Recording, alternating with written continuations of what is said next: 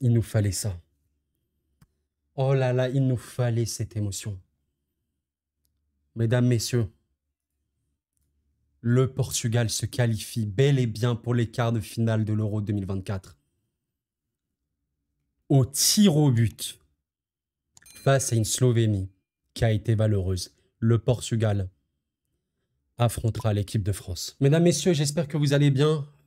Je ne comptais pas vraiment parler de ce match parce que je voyais quand même un Portugal un petit peu galérer, entre guillemets, mais passer sur le temps réglementaire. Au final, ça allait plus loin.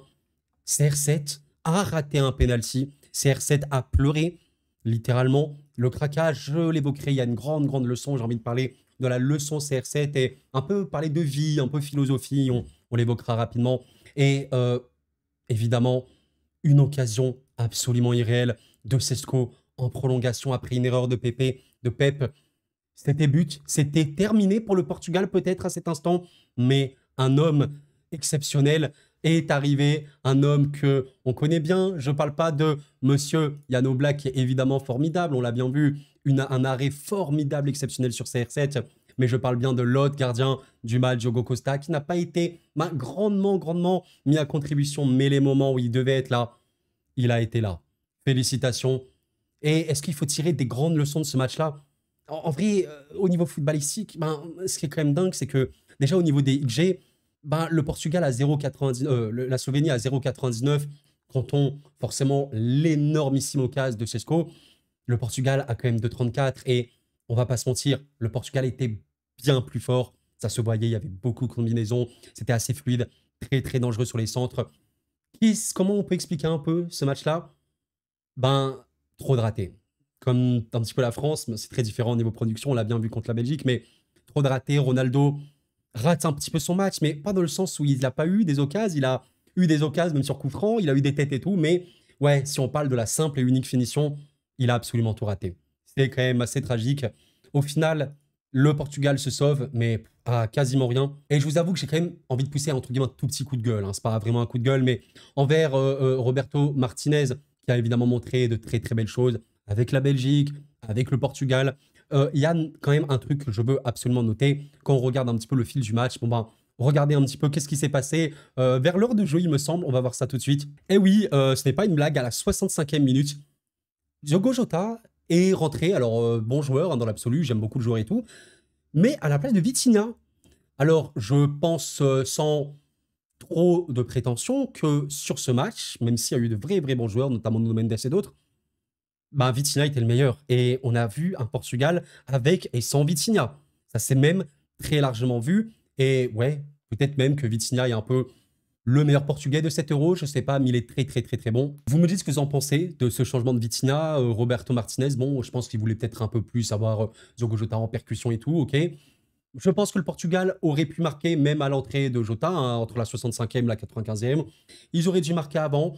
Bon, ça peut arriver, ce genre de souci de finition. Je pense que c'est le plus rassurant, c'est la production qui a été pour le coup très bonne. Bon, nous verrons bien. On va se projeter forcément avec la France. J'ai juste envie évidemment de rendre hommage encore une fois Diogo Costa qui devient le premier gardien à avoir arrêté 3 pénaltys en une seule séance de tir au but à l'Euro. Ça me rappelle la CAN en début d'année où il y avait, je crois, le gardien sud-africain qui avait arrêté 3 pénaltys, voire 4, je sais plus, mais c'était vraiment irréel. Et voilà, Diogo Costa, pas beaucoup mis en contribution, mais là où il fallait être là, il a été là. Et du coup, nous y sommes.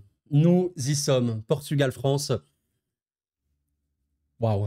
Je vous avoue que, bon, si vous regardiez un peu mes vidéos en tout début de cet Euro avant l'Euro, pour mes pronos, j'imaginais Portugal-France, mais en finale, je me suis dit, allez, Espagne-Portugal, première finale de l'Euro, et première demi-finale, et l'autre demi-finale, je crois que j'avais mis France-Angleterre peut-être, ou alors France-Croatie, oui, la Croatie qui est sortie en poule.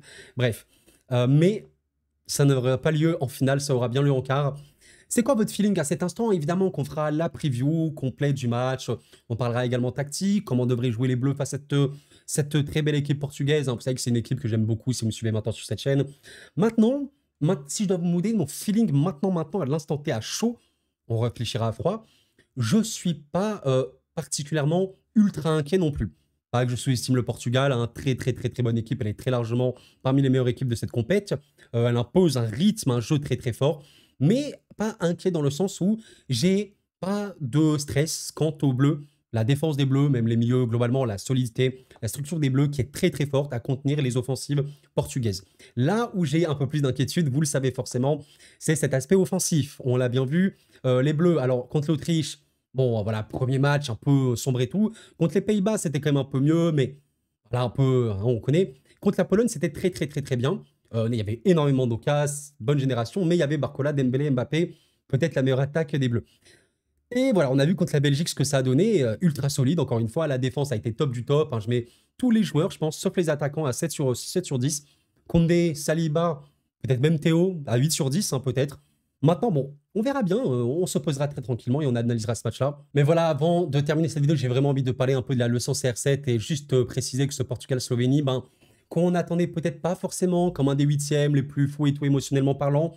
Au final, je pense que c'est un match qui est un peu rentré dans l'histoire déjà parce que la Slovénie, première fois de leur histoire qu'ils sont en huitième. Alors oui, la Yougoslavie à l'époque était plutôt forte, mais là on parle de la Slovénie, huitième de finale de l'Euro. Et voilà, ils ont failli réaliser l'exploit d'aller en quart. Bon, c'est pas passé. Un match, waouh, ça a libéré pas mal de Portugais. Et maintenant, oui, j'ai envie de vous parler de Cristiano Ronaldo et de la leçon un petit peu qu'il y a à travers ce joueur. Une grande, grande, grande leçon parce que à son âge, on rappelle quand même qu'il est quand même âgé. Il a 39 ans. Il vient de faire 39 ans, voilà, le 5 février dernier.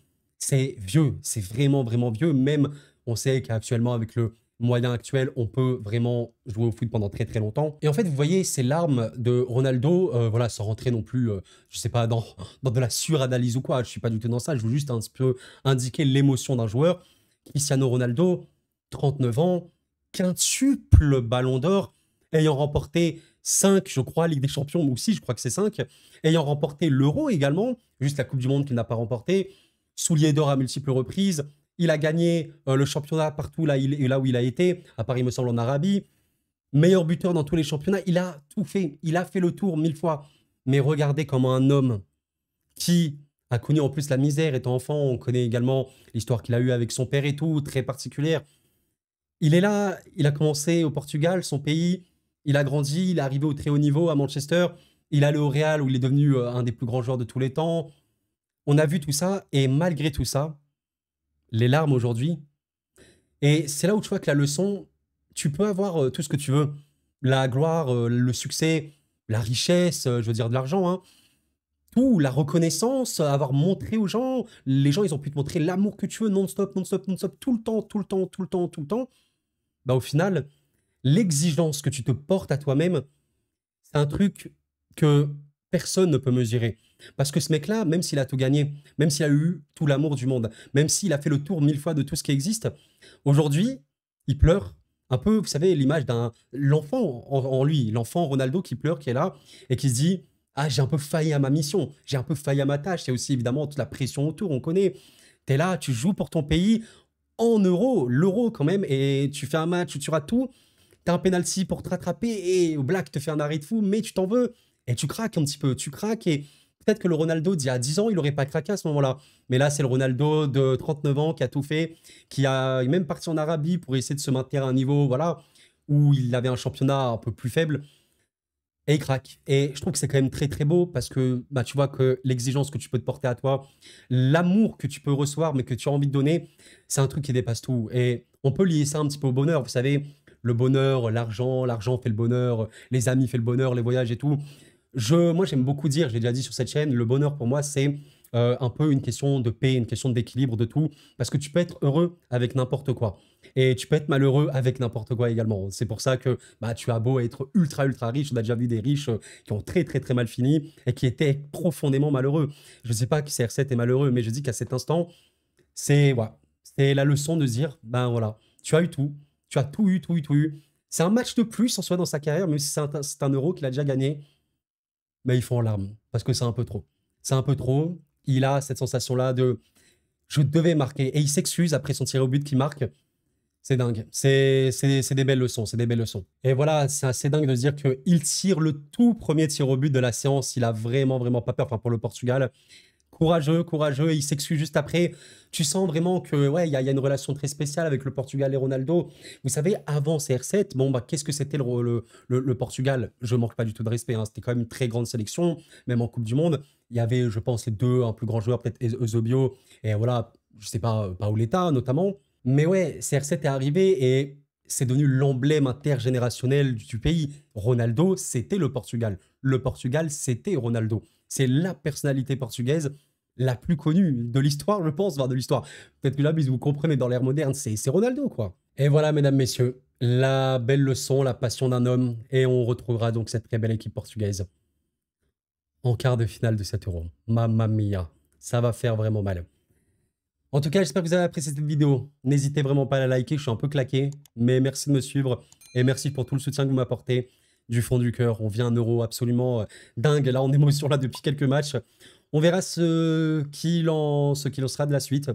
Mais ouais, c'est beau de se dire quand même qu'un joueur qui a tellement tout eu arrive à garder ce niveau de passion et d'exigence. Je trouve ça tellement fascinant parce que l'être humain, il peut dépasser les limites des limites de son être, en fait, de sa condition humaine. Et ouais, je pense que CR7, comme plein d'autres joueurs, mais CR7, c'est un peu, vous savez, l'archétype, l'image du joueur dont on s'inspire, de même l'homme dont on s'inspire, c'est-à-dire le gars, il a poussé au max les limites de l'être humain. C'est qu'un joueur de foot, hein. Il y a plein de gens qui ont fait des choses formidables dans l'histoire, hein, mais je veux te dire par là que le fait de pousser l'être humain à se donner à fond, à avoir cette exigence, à avoir ce sérieux, à être fidèle, à toujours tout donner, même quand on dit que c'est terminé pour lui, bah c'est très beau. Et aujourd'hui, c'était un peu la synthèse de tout ça. Match qui, sur le papier, n'était pas si folichon. Et c'est devenu un match tellement spécial, avec une aura très particulière. J'espère vraiment que vous l'avez senti également. On sera là pour en parler de la suite. Il nous reste Roumanie-Pays-Bas et un merveilleux Autriche-Turquie. J'ai hâte de voir ce match-là. D'ici là, les amis, portez-vous bien, c'était Koro, comme d'habitude. Et la paix sur vous.